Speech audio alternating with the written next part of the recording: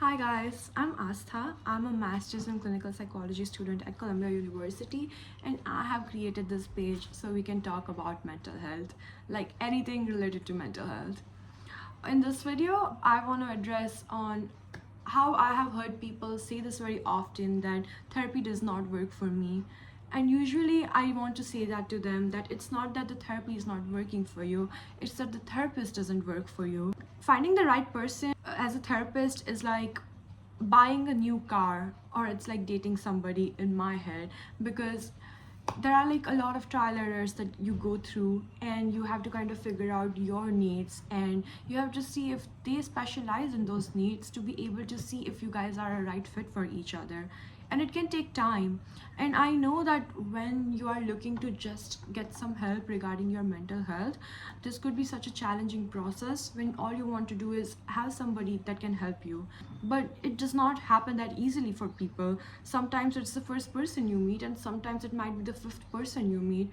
And I just want to say that, trust me, the journey is worth it. So I think I do want to talk about like a few points that you should focus on, so that could just kind of make the process easier to find like a therapist for yourself. The first one is, why are you going to therapy? Sometimes you don't have an answer, and that's okay, because that is also an answer. But a lot of times it could just be as simple as maybe you want to gain more self-confidence, or there might be like some deeper issues, the past traumas that you want to work on. But knowing that about yourself is helpful.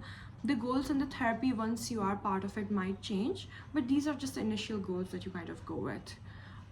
The second thing that I think is very important is to understand different forms of therapy, and to see what approaches of therapy that a counselor or a psychologist that you are trying to see takes, or like what type of therapies do they specialize in, because that can determine if it's going to help you or not in a lot of ways. And that's one of the things I used to focus on a lot when I was looking for a therapist.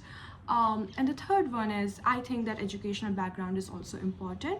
I think it depends from person to person, but I also tend to look at the educational background and career, and like what type of clients they work with.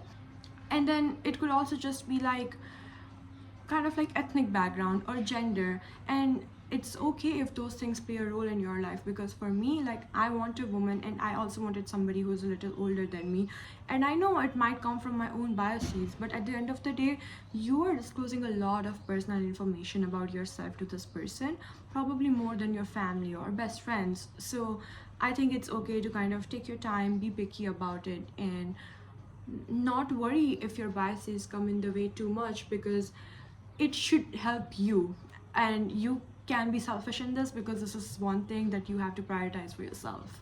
I hope this video helps a little, because like, yeah, I wanted to talk about these 3 points, and thank you.